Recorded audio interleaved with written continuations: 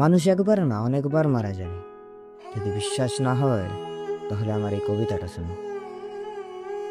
আমার ভেতরটা এখন খুব শান্ত, শ্মশানের মতো শান্ত।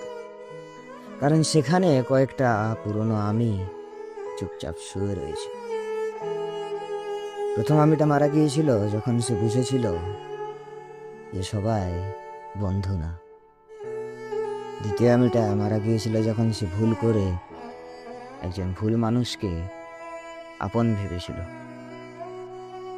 তৃতীয় আমিটা মারা গিয়েছিল যখন সে নিজেই নিজের স্বপ্নকে সন্দেহ করেছিল। আর আজ যে আমিটা বেঁচে আছে সে আগের কেউ না।